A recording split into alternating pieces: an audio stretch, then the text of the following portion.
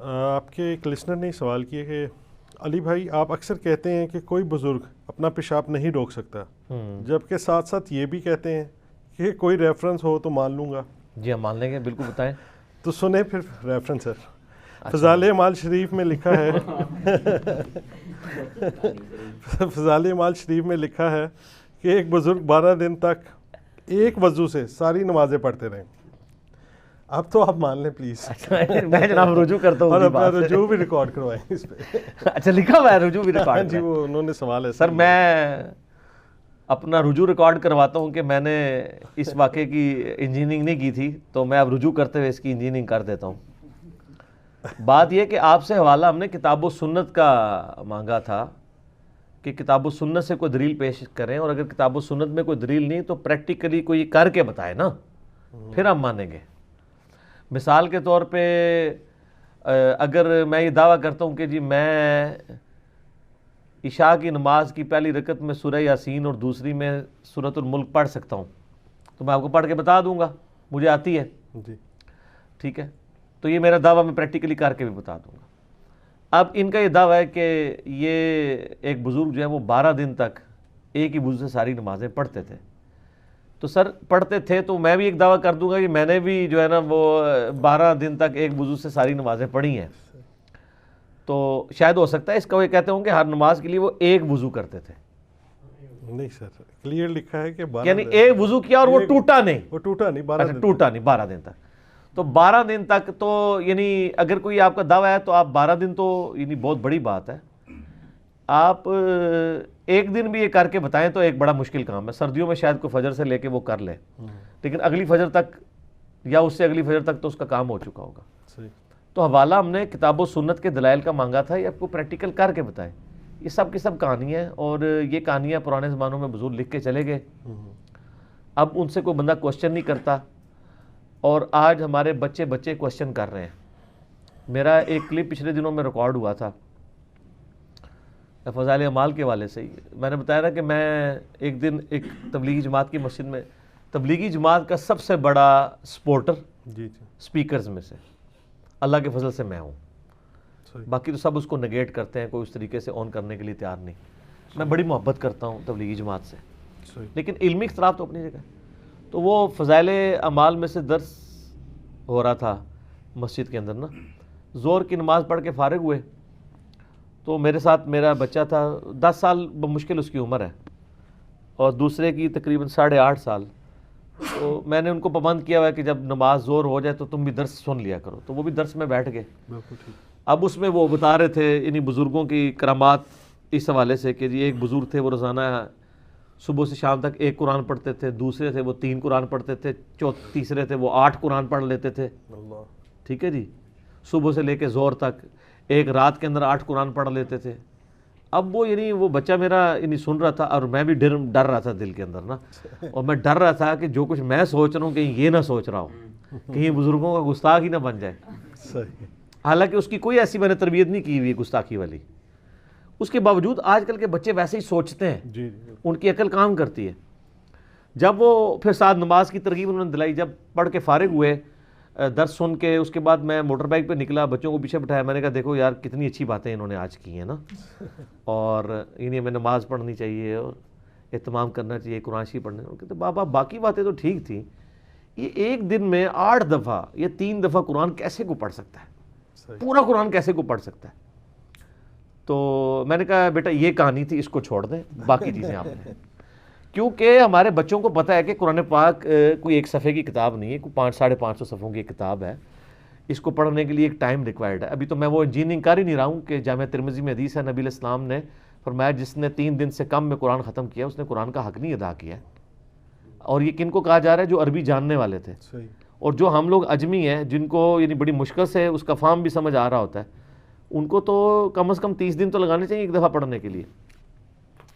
تو وہ کتنی سپیڈ سے وہ پڑھتے ہوں گے، یا ہو سکتا ہے وہ جو صحیح مسلم میں حدیث ہے کہ سورۃ الاخلاص 3 قرآن کے برابر ہے، تو 8 یا 24 وہ 24 دفعہ سورہ اخلاص پڑھ لیتے ہوں، تو 3 مطلب 8 قرآن کا ثواب مل جاتا ہوں۔ یہ ہو سکتا ہاں، اینڈ رزلٹ تو یہی ہے، یہی چانسز ہے۔ تو بزرگوں کے بارے میں چونکہ حسن ظن رکھنا چاہیے کہ انہوں نے جھوٹ نہیں بولا ہوگا یقیناً۔ اگر تو وہ بولا ہے وہ تو جھوٹ ہے، تو ہم نے بزرگوں کو ان کی گستاخی بھی نہیں کرنی، ان کو جھوٹ سے بھی بچانا ہے۔ یقیناً 24 دفعہ انہوں نے سورہ الاخلاص پڑھی ہوگی، باقی تو یہ مطلب ساری کہانیاں چل رہی ہیں۔ 12 دن تک کون شخص جو ہے وہ اپنے آپ کو وضو سے یا باقی چیزوں سے بے نیاز کر سکتا ہے؟ اگر ایسی کوئی بزرگی ہوتی، کوئی کرامت ہوتی تو نبی صلی اللہ علیہ وآلہ وسلم یا ان کے صحابہ کرام کو حاصل ہوتی۔ آپ دیکھیں کئی بزرگوں کے بارے میں آپ کو واقعات ملیں گے جی، وہ فجر کی نماز پڑھتے تھے بیت اللہ شریف میں، ظہر پڑھتے تھے بیت المقدس میں، ٹھیک ہے جی، اور عصر پڑھتے تھے جا کے مدینہ شریف، مغرب کی نماز پھر بیت اللہ شریف، یعنی وہ تین ان کو پتہ چل گیا نا بھی 3 متبرک جگہ ہیں۔ اب ان کو یہ پتہ نہیں کہ تینوں ایک محلے کے اندر نہیں ہیں، ٹھیک ہے۔ اس زمانے کے اندر جب انہوں نے یہ واقعات لکھے ہیں، آج تو چلے کسی کے پاس چارٹر طیارہ ہو تو شاید ابھی بھی بڑی مشکل سے یہ ممکن ہو۔ جب یعنی بیت المقدس کا سفر آلموسٹ 1 سے 1.5 مہینے کی مسافت تھی مکہ شریف سے، اس زمانے میں آپ یہ دعویٰ کر رہے ہیں کہ فجر کی نماز وہ پڑھ رہے ہیں مکے میں، اور ظہر پڑھ رہے ہیں بیت المقدس میں، اور عصر پڑھ رہے ہیں مدینہ شریف کے اندر، تو سر یہ فضیلت تو صحابہ کرام کو بھی حاصل نہیں ہوئی ہے۔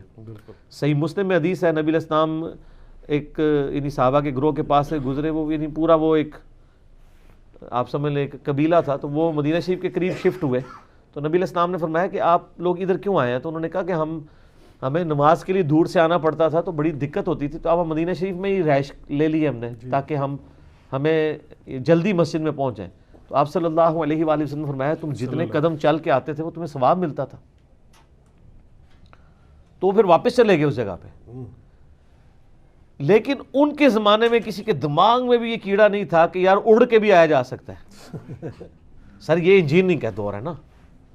صحابہ کرام تو اپنے تھک جاتے تھے ایک محلے سے دوسرے محلے میں آتے ہوئے، تو نبی علیہ السلام نے جو کہا کہ تم دور سے چل کے آتے ہو، تو اس کی بجائے آپ کہتے کہ یار تمہیں کیا مسئلہ ہے، میرے امت کے تو چھوٹے چھوٹے اولیاء اللہ جو ہیں وہ ہزاروں میل کا سفر کریں گے، تو تم تو اولیاء کے بھی سردار ہو، تم تو صحابی ہو، تمہارے لیے کو مسئلہ اڑ کے آ جاؤ۔ اس زمانے میں یہ کہانیاں ہوتی ہی نہیں تھی، اس لیے ہم کہتے ہیں کتابوں کا دین اور ہے اور بابوں کا دین اور ہے۔ یہ ساری کی ساری کہانیاں انہوں نے بنائی ہوئی ہیں، یہ پاسبل ہی نہیں ہے۔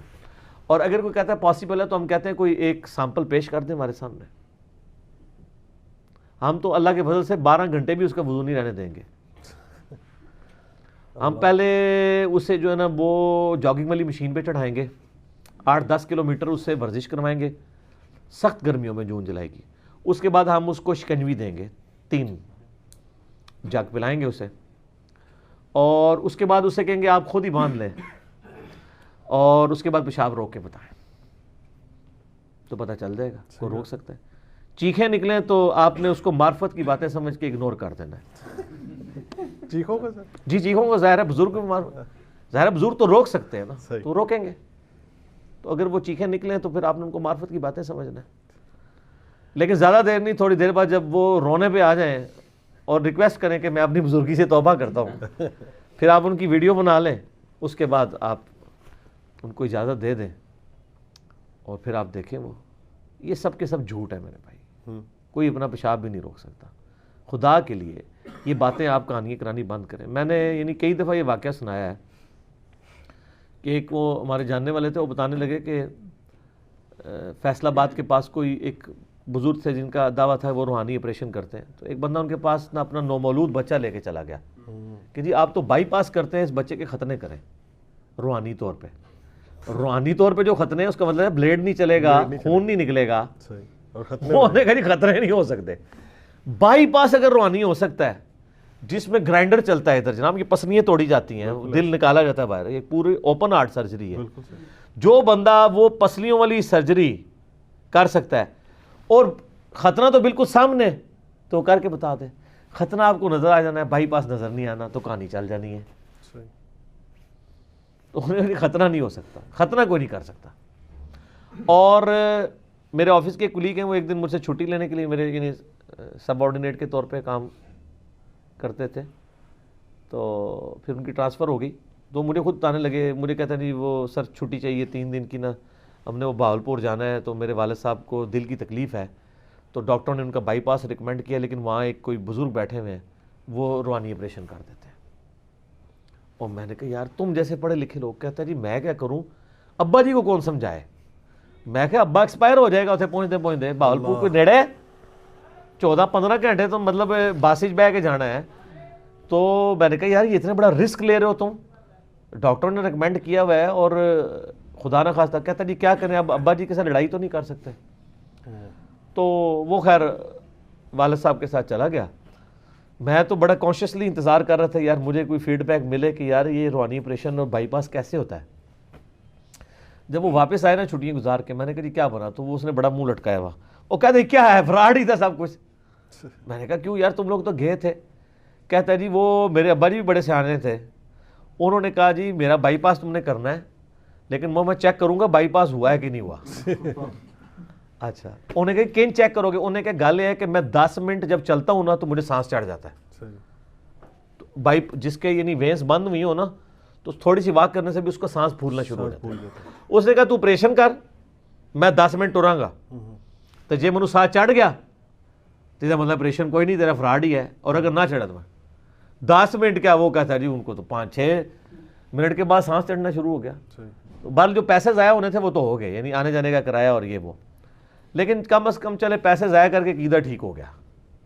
تو ہم بھی یعنی ان لوگوں سے کہتے ہیں روحانی طور پہ دم ڈالنا یہ ساری چیزیں برحق ہیں, لیکن جو چیزیں فزیکلی ان چیزوں کے ساتھ ریلیٹڈ ہیں نا ان کو آپ اس طریقے سے نہ کیا کریں. یعنی نبی علیہ السلام نے ہمیں کوئی ایسا وظیفہ نہیں بتایا کہ جس وظیفے کو پڑھ کے کسی بچے کے ختنے ہو جائیں. بالکل صحیح. آپ علیہ السلام نے یعنی زخم کو سینے کے لیے کوئی صورت نہیں بتائی کہ کہیں پہ زخم پھٹا ہوا ہو تو آپ اس پہ پھونک ماریں یہ پڑھ کے تو وہ جڑ جائے گا. اس کے لیے ٹانکے ہی لگانے پڑتے ہیں. ٹھیک ہے. اگلے زمانوں کے اندر زیادہ مسئلہ ہوتا تھا, وہ داغ دیا کرتے تھے, داغ ہی لگوانا پڑتا تھا. آج کل اسی کی ماڈرن فارم ہے جو الیکٹرک داغ دیتے ہیں. جب آپریشن ہوتا ہے آپ کو پتا ہے اب بھی سون نہیں نکلتا, وہ الیکٹرک کے ذریعے اس کو داغ دے دیتے ہیں. تو یہ سارے کے سارے معاملات چلا کرتے تھے. پھر میں یہ کہتا ہوں کہ یہ جو بزرگ ہیں, میں اب ذرا ایک سٹیپ اور آگے چلا جاتا ہوں, یہ بزرگ جو لوگوں کے روحانی آپریشن کرتے ہیں تو کیا یہ اپنے غیر ضروری بال جو ہیں وہ نگاہ مار کے صاف کرتے ہیں یا بلیڈ استعمال کرتے ہیں؟ بلیڈ سے ہی لازمی. کیوں سر, جو بائی پاس کر سکتا ہے اس کو غیر ضروری بال صاف کرنے کے لیے بلیڈ کی ضرورت کیوں ہے؟ اس کو تو چاہیے وہ کہ میرے پیچھے آج عشاء کی نماز پڑھو. اللہ اکبر. تو جتنے پڑھیں گے سارے غیر ضروری بال ہمیشہ سے ختم ہو جان گے, بلیڈ کی ضرورت ہی نہیں پڑے گی. کوئی مطلب کو پازیٹیو ان پٹ دیں نا, کوئی ایسی یعنی پاکیزگی والا معاملہ کریں, کوئی فائدہ ہو لوگوں کو. آج نئی گل ہے انہیں دماغ ہی چاہیے. ٹھیک ہے. تو یہ ساری باتیں اس لیے ہے کہ تاکہ آپ اپنے دماغ کھولیں, خدا کے لیے ان کے ہاتھوں میں نہ کھیلیں. یہ آپ کے ساتھ جو کھلواڑ کر رہے ہیں دین کے نام کے اوپر, ہماری آندہ آنے والی نسلیں سیکولر ہو جائیں گی جب وہ دین کا یہ والے پہلو دیکھنا شروع کریں گی. یہ جو کچھ آپ کو جعلی پیر ویڈیوز میں دکھا رہے ہوتے ہیں نا, اس طرح کی ویڈیو جو ہے نا وہ ڈیوڈ کاپر فیلڈ نے بھی بنائی ہوئی ہے. بالکل بہت ہے. او بڑے بزرگ جو اس تمہیں وہ الیوژن ہوتا ہے, اس طرح نہیں ہوتا. اسٹیچو آف لبرٹی اس نے غائب کر کے, وہ اس لیے کہ وہاں جتنے بندے تھے وہ کیمرے سے غائب کیا نا, فزیکلی تو غائب نہیں ہوا نا. اگر وہ فزیکلی غائب کر سکتا ہے تو ہمیں امام کعبہ کو غائب کرے نا, اور وہاں پہ اپنے فرقے کا امام کھڑا کر دے. حج عمرے کے لیے جائیں, نگاہ مارے امام کعبہ غائب, اپنے فرقے کا امام آگے کرو. وہ کہانی ہے ساری. اپنا واقعہ بتائیں گے اس میں؟ ضرور شرارت کوئی نہ کوئی وش کر دیں. میں نے واقعہ اپنا مسئلہ نمبر 13 میں بتایا ہوا ہے. حضرت خضر علیہ السلام کے بارے میں نا مشہور ہے کہ جی پانیوں پہ حضرت خضر کی حکومت ہے. تو میں نے اسے بتایا تھا کہ 2010 کی بات ہے, اوائل کی. میں نے بورنگ والے کے ساتھ ٹھیکہ کیا 40,000 روپے میں. میں مختصر سناتا ہوں جس کے لے کے نہیں, کیونکہ اگلے سوال بھی کرنے ہیں. تو وہ جناب ٹھیکہ طے ہوا کہ جی وہ 40,000 روپے میں 200 فٹ تک جایا جائے گا. تو اس نے 210 فٹ کر کے کہا جی میں 210 فٹ تک چلا گیا, چھٹ بھی نہیں پانی دی. ٹھیک ہے جی. تے تسی نا تانوں میں پہلے ہی کیا سی کہ حضرت خضر دے نام دا بکرا دیو. وہ میں کہا بکرے شکرے اسی کو نہیں دینے بھائی. میں نے جناب 2 نفل پڑھے اشراق کے, اس کے بعد میں نے نا اس کو, چھوٹے کے بزرگ اسی بھی ہے نا, میں کہا ایتھے کھو. اور وہ اس لیے نہیں کہ مجھے پتا تھا وہاں ہے, میرے لیے یعنی میں نے جو مکان کا ڈیزائن بنایا ہوا تھا نا اس میں وہ جگہ ہی وہی بنتی تھی, ٹینکی بھی ادھر مان سکتی تھی ٹینکر کے اعتبار سے نا. میں نے فزیکلی اپنے نقشے کے اعتبار سے کیا. ٹھیک ہے. وہ کرامت تو بانی جاتی ہوتی ہے. تو وہ میں کہ یار خضر کے کوئی بھی بزرگ اپنا پیشاب نہیں روک سکتا، تو پانی کون روک سکتا ہے کسی کا؟ اگر اللہ نے لکھا ہے تو نکل آئے گا، نہیں لکھا ہے تو نہیں نکلے گا۔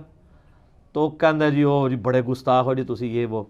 اس کی 12 مشینیں اسلام آباد میں مختلف جگہ پہ چل رہی تھی، تو وہ جناب وہی ہوا کہ اس کی بات صحیح نکل آئی کہ میری گستاخی کی وجہ سے 210 فٹ تک، حالانکہ وہاں پہ 50-60 فٹ کے اوپر ہلکی ہلکی سیم آ جاتی تھی اور پانی گدلا، اور میرا جب اس نے کھودا 210 فٹ تک سیم بھی نہیں آئی، ظاہر ہے گستاخی بہت بڑے لیول کی میں نے کی ہوئی تھی۔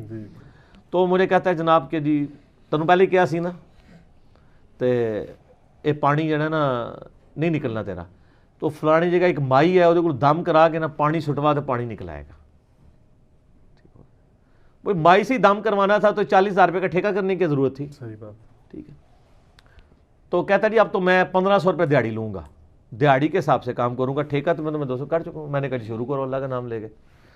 ایک دن کیا، 220 فٹ پہ وہ پہنچا۔ اگلے دن صبح سویرے مجھے فون آ گیا اس کا، کہتا جی یہ تو پانی بہت زیادہ نکل آیا ادھر۔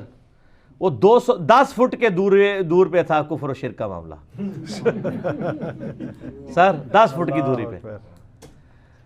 وہ کہتا جی پانی اتنا نکل آیا ہے کہ میری بوکی نہیں تھی جا رہی۔ وہ جب اس نے 210 فٹ پہ زیرو پانی، 220 پہ زیرو، 220 کے بعد جب اس نے پہلی بوکی ماری نا تو ایک چھوٹا سا پتھر ہٹا تو نیچے 50 فٹ پانی اوپر چڑھ آیا۔ وہ بیسیکلی رگ مل گئی، جسے کہتے ہیں نا زمین میں رگیں ہوتی ہیں۔ ایک ہوتا ہے واٹر ٹیبل کا پانی، وہ بارشوں کی وجہ سے ہوتا ہے، اور ایک زمین کے نیچے دریاؤں کا پانی ہوتا ہے، وہ جون جولائی میں بھی نہیں خشک ہوتا، اسے کہتے ہیں رگ کا پانی۔